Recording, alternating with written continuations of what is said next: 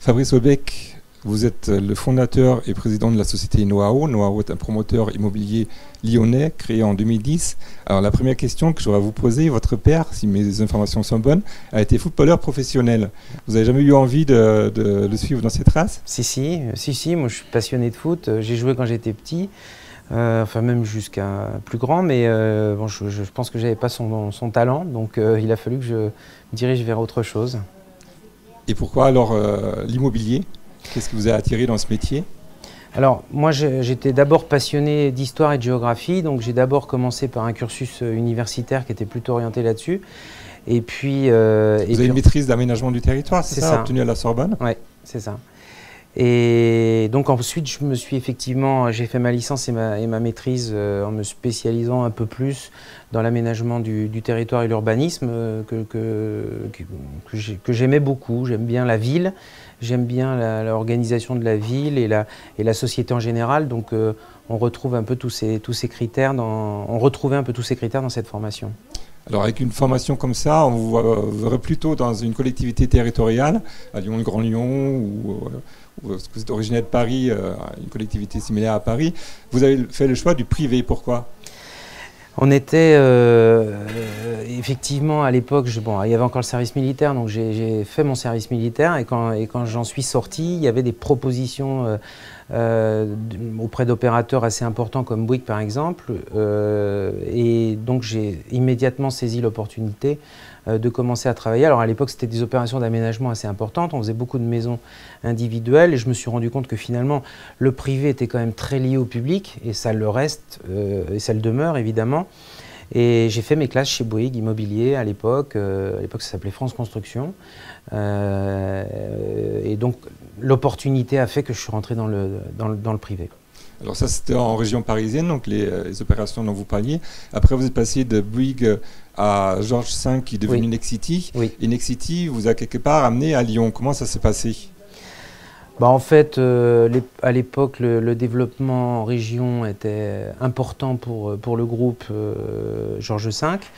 Et il y avait un souhait du président de développer plus fortement l'agglomération. Et la région Rhône-Alpes au sens large du terme et donc m'a demandé si j'étais d'accord pour venir d'abord en tant que directeur général de la structure, la développer. Et puis ensuite, j'ai été président de cette structure pendant quelques années, où j'ai beaucoup appris évidemment, et dans une région qui était en plein développement, avec une dynamique forte. Et je suis arrivé d'ailleurs à l'époque où Gérard Collomb est devenu maire et président du Grand Lyon. Et donc voilà, j'ai pu rentrer dans les souhaits de développement du Grand Lyon. Alors donc à nouveau vous êtes parisien, donc vous venez de Paris. Alors très souvent quand on discute avec des Parisiens qui ont fait le choix de s'implanter à Lyon, ça n'a jamais été un choix de cœur, quoi. Ils disent tous qu'ils connaissaient surtout le tunnel de Fourvière, les bouchons qui vont avec, peut-être après donc les paysages de Fézin, mais donc pas vraiment les meilleurs côtés de Lyon. Vous avez sauté à pieds joints dedans, ou vous avez peu d'appréhension? Je dirais que ma famille en avait peut-être un peu plus que moi. Moi, je pensais qu'effectivement, c'était une belle opportunité de carrière, et dans une ville qui mérite d'être découverte, qui a beaucoup de potentiel, qui est une très jolie ville. Et j'étais à peu près persuadé que ma famille, au bout d'un an, se serait vite acclimatée, et ce qui a été le cas d'ailleurs. Donc, je ne dis pas vivons, les Lyonnais aiment bien vivre cachés, mais c'est vrai que je trouve que la réputation de cette ville est en dessous de sa valeur et de ce qu'elle représente véritablement. Vous êtes arrivé à Lyon en 2001, ce que vous disiez tout à l'heure. Vous êtes resté jusqu'en 2009 chez Georges V, devenu Nexity. Et en 2009, qu'est-ce qui a fait que vous avez voulu vous lancer dans votre propre affaire? C'est un peu des concours de circonstances. Et puis bon, c'était un petit... une sorte de divorce à l'amiable, comme il arrive. J'avais 45 ou 47 ans. Donc effectivement, quitter un grand groupe, c'était pas pour re-rentrer dans un autre grand groupe. La volonté était de voler un peu de mes propres ailes. Donc j'ai d'abord créé ma société seule, en me disant, j'arriverai dans le cadre de partenariats ou à développer de nouvelles opérations, de nouveaux projets. Et puis finalement, assez rapidement, j'ai été contacté par la structure immobilière de la Société Générale qui m'a dit, bon, si on faisait ensemble un développement un peu plus consistant, un peu plus fort, est-ce que vous seriez d'accord? Et voilà, on a assez vite abouti à un accord, puisque c'est leur business model en fait. Hein, en région, c'est comme ça qu'ils fonctionnent. En même temps, donc 2009-2010, on est au plus fort de la crise, y compris crise immobilière, ou surtout crise immobilière. C'était pas un pari un peu risqué? Je crois que créer une activité, c'est forcément toujours un petit peu risqué, mais je pense qu'il y a un marché solide et on le constate encore en ce moment sur la région lyonnaise, sur la région Rhône-Alpes, encore une fois en général, mais sur Lyon en particulier. On a quand même un des plus faibles taux de chômage, si on peut dire faible, de France. On est dans une ville qui est sans arrêt en développement, sans cesse en développement, avec de belles activités. On n'est pas en plus sur des mono-activités, c'est assez varié, assez diversifié. Donc il y a toujours des gens qui ont besoin de se loger. Ça dépend où, ça dépend comment et ça dépend surtout à quel prix. Donc moi j'y croyais beaucoup et je pense qu'il manque encore fortement de logements sur l'agglomération. Et donc il y a encore la place pour faire des projets, de beaux projets. Bon, et avec l'objectif permanent que nous devons avoir qui est de rester dans les prix qui doivent permettre au plus grand nombre d'acquérir. Voilà. Alors, vous parliez de la Sogeprom qui est la filiale immobilière de la Société Générale. Aujourd'hui, Noao est une filière de la Sogeprom ou c'est vous encore le... On est associés, c'est un partenariat. Ce que je disais, le business model de Sogeprom en région, et ça a été le cas ensuite dans d'autres régions, notamment Bordeaux, Nice, Strasbourg, c'est de trouver des opérateurs qui ont un peu d'expérience, qui ont un peu pour venir s'associer à eux et développer les affaires en commun. Donc je suis à la fois président, salarié de la société, mais je suis surtout actionnaire important de la société. Voilà. À quelle hauteur? On est à peu près à moitié-moitié. Alors, Noao donc, arrive en 2010. Est-ce que c'est un promoteur en plus ou est-ce que vous avez, d'une façon ou d'une autre, vous faites les choses différemment des autres, sachant que votre slogan est le promoteur des temps nouveaux. Alors, c'est quoi un promoteur des temps nouveaux? Alors, je dirais que, bon, évidemment, on est dans un métier où on raisonne aussi un peu par opportunité ou par opportunisme, puisque quand on est confronté à une discussion sur un terrain, sur un foncier, il faut être dedans. Mais je dirais qu'il faut quand même regarder les choses à un peu plus long terme, à moyen terme et à long terme, et surtout à accompagner la puissance publique. Et c'est ce que nous nous efforçons à faire, l'équipe qui est venue me rejoindre et moi. Parce que de toute façon, sans les élus, sans les aménageurs publics, sans l'administration, on ne peut pas développer cette activité-là, où on la fait vraiment extrêmement ponctuellement. Donc je dirais que être promoteur des temps nouveaux, c'est accepter l'évolution réglementaire, politique de notre métier. On fait un métier qui est quand même fortement politique. Hein. Quand on construit quelque chose, ça va être là pour, on espère, au moins un siècle. Donc évidemment, c'est un acte majeur. Et c'est en ça, je crois, qu'il faut être le plus souple possible et le plus accompagnant possible et le plus anticipateur possible avec la puissance publique et avec le politique. Et c'est en ça qu'on essaye de développer notre métier un petit peu différemment, d'être un petit peu moins opportuniste et d'être un peu plus dans la logique du moyen et du long terme. Et vous avez commencé à vous développer dans l'Est lyonnais, c'est ça? Donc à Saint-Priest, Vaux-en-Velin. Avant d'arriver à Lyon, il y a des opérations dans le 8e, 2 dans le 9e. C'est ça. Est-ce que c'est une volonté de venir de l'Est pour converger vers le centre ou est-ce que c'est des opportunités dont vous parliez? Non, ce n'est pas du tout des opportunités là par contre, c'était une vraie volonté parce que bon, de toute façon on fait un métier un peu de conquête quand on est promoteur immobilier, quand on fabrique du logement pour les autres. Bon, il est sûr qu'on peut de temps en temps avoir une opportunité dans le 6e arrondissement de Lyon, mais enfin la ville elle est déjà bâtie. Donc il faut aller sur des terrains, sur des secteurs qui sont des secteurs de conquête sur lesquels c'est pour ça que je rejoins à chaque fois la puissance publique investit aussi, puisque les transports en commun, ils se sont développés essentiellement à l'Est. Le tramway, moi en 10 ans, j'ai vu un très fort développement, donc c'est là qu'il faut venir accompagner le développement de la ville. Donc l'objectif pour nous, c'était d'être présent sur ces secteurs-là et sur l'Est. Et sur le 9e, où nous allons démarrer le chantier de notre grosse opération Avenue Marieton, on est à peu près dans la même logique, hein. On était sur un terrain en friche, dans un quartier qui était encore un petit peu à faire, à constituer, mais qui deviendra indéniablement un quartier majeur d'ici entre 5 et 10 ans. Et votre credo, c'est la qualité à des prix accessibles. Alors, vous faites des économies sur quoi pour avoir justement des prix accessibles? Tout est une question d'équilibre. Bon, il faut évidemment essayer d'acheter des terrains, des fonciers à des prix raisonnables. Et donc, tout ça, c'est effectivement en travaillant beaucoup et en étant très en amont du projet qu'on y arrive. Ce qui coûte très cher dans ce que nous faisons, c'est le terrain et puis évidemment la construction. Donc, il y a des choses sur lesquelles on ne peut pas passer, c'est l'architecture. L'architecture, elle est là et elle restera.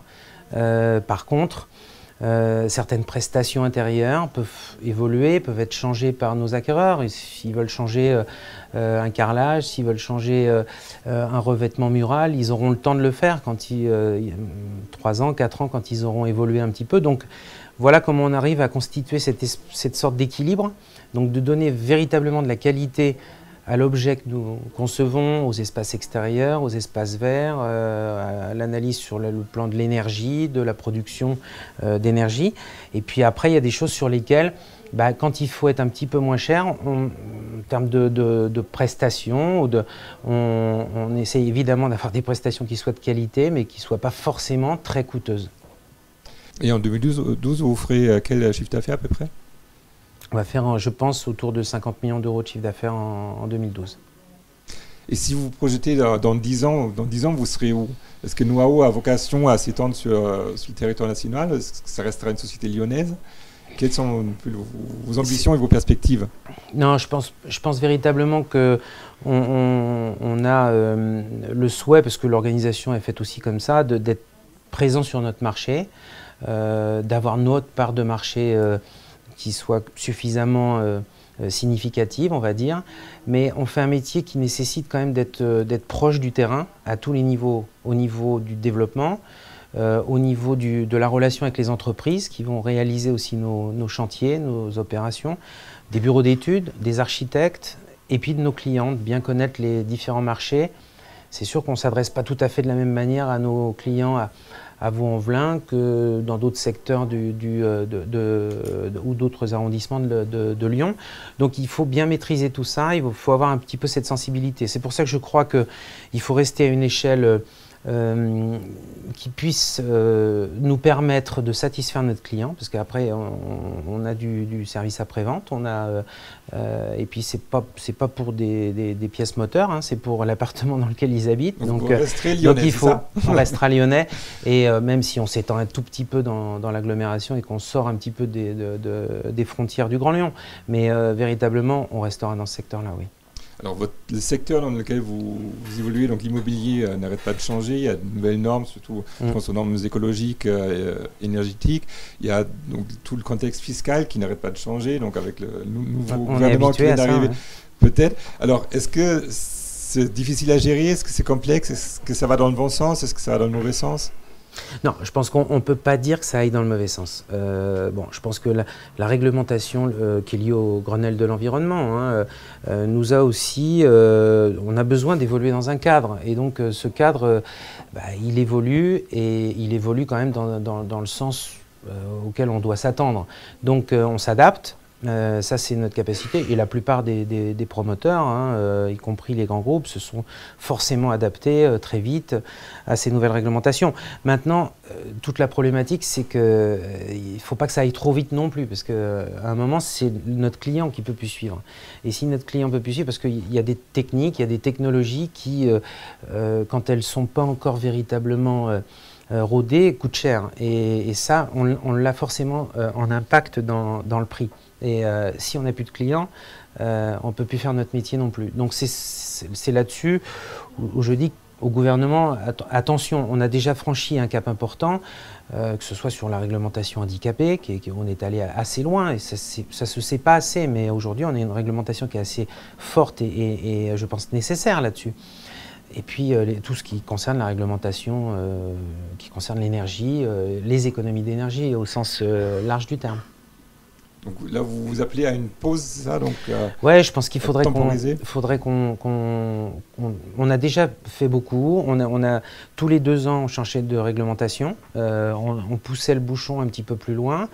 Aujourd'hui, je pense on devrait analyser un petit peu les plus et les moins de ce qui a été fait pour qu'on arrive à des choses un peu plus rationnelles et peut-être un petit peu plus économiques aussi, parce que le législateur n'a pas toujours raison et il y a des choses qui nous sont imposées qui sont peut-être pas forcément intelligentes. Il y en a beaucoup, mais pas toutes. Donc je pense qu'il faudrait qu'on puisse analyser un peu ce que les uns et les autres ont fait depuis 10 ans, voire même peut-être moins, hein. C'est 5 ans cette évolution-là. Hein. Et puis ensuite peut-être repartir sur des choses qui soient plus cohérentes. Et au niveau des dispositifs fiscaux, si c'était vous le ministre du logement, vous feriez quoi? Qu'est-ce qu'il faut pour justement soutenir l'activité immobilière? Alors c'est sûr que quand il y a 2 leviers, comme il y a eu à un certain moment, à la fois pour aider à la primo-accession, sortir du locatif, on parle du HLM évidemment, il faut fabriquer de l'habitation à loyer modéré, c'est évident, mais en France, je trouve qu'on considère que c'est un peu trop une fin en soi, quoi. Il faut, on n'est pas obligé de vivre toute sa vie en HLM, on peut très bien évoluer un peu différemment. Le tout, c'est d'y être un petit peu aidé. Donc on a connu sur Lyon par exemple le moyen de conserver de jeunes accédants dans Lyon avec le pass foncier qui est un système extrêmement efficace, qui pesait aussi sur les collecteurs du 1% patronal. Donc c'est là où il faut être vigilant. Il y a peut-être d'autres systèmes à trouver autour de ça. Bon, aujourd'hui, il n'existe plus rien. Le prêt à taux zéro a été réduit, etc. Et je pense qu'il y a beaucoup de Rhône-Alpins, de Franciliens, de Marseillais qui seraient intéressés, évidemment, par des systèmes un petit peu incitatifs comme ça. Donc là-dessus, il va falloir travailler, c'est clair. Et puis après, il y a les principes de défiscalisation. Je pense que les principes de défiscalisation, ça aide à avoir un marché un peu plus fluide sur l'investissement locatif, donc sur les loyers. Et je pense que le système qu'est en train de mettre en place le nouveau gouvernement, qu'on n'a pas encore pu vraiment tester, il manque encore 2-3 détails, je pense, mais est un bon système qui devrait nous permettre d'arriver à réguler ce créneau de marché. Mais il faut penser aux jeunes accédants, 24, 25 ans, quand on vient d'avoir son premier boulot, qu'on se marie, c'est intéressant Alors, pendant des années, on a essayé d'étendre les villes et de construire de la maison individuelle, ce qui s'est beaucoup fait évidemment en région parisienne. Un peu moins à Lyon, par contre. Un peu moins à Lyon. Et c'est vrai que j'ai constaté quand je suis arrivé ici que finalement il y avait peu d'opérations de maisons groupées. Mais de toute façon, ça ne va pas dans le sens de l'histoire, puisque plus on fait ça, plus on génère de routes, plus on génère de réseaux, plus on génère... Et aujourd'hui, on voudrait refabriquer des villes peut-être un petit peu plus denses, qui soient conviviales avec plus de hauteur. Mais un peu plus de hauteur. Donc moi, je crois que c'est là-dessus que les 10 prochaines années vont c'est là-dessus qu'il va falloir se battre, à tous les niveaux. Donc vous disiez, pour revenir un peu au début de notre conversation, donc vous disiez que vous étiez arrivé en 2001, fils de footballeur. Aujourd'hui, vous êtes fan de quel club? Lyon, l'OL. J'ai jamais été supporter d'un club jusqu'à présent. Jamais du PSG? Non, jamais. J'avais tellement de difficultés pour amener voir mes enfants au Parc des Princes qui était quand même un stade assez violent. Bon, je trouve que Gerland est quand même très familial, quoi qu'il en soit. Et puis je pense que c'est un club qui a beaucoup grandi, qui est attachant. Vous avez connu toute la belle époque, vous avez connu les 7 titres de champion de France. J'ai vu des matchs extraordinaires, donc évidemment, je suis supporter de l'OL. Vous pensez qu'ils ont les moyens de champion cette année? Ça va être dur cette année, non, je pense pas. Ça va être le PSG? Je pense pas, mais je pense que ce sera le PSG, oui, je pense. Bon. Maintenant, avec la vision du stade à moyen terme, il y a de quoi rebâtir quelque chose d'intéressant, et je pense que c'est ce que fait Jean-Michel Aulas d'ailleurs, hein, donc il faut qu'on soit un petit peu patient.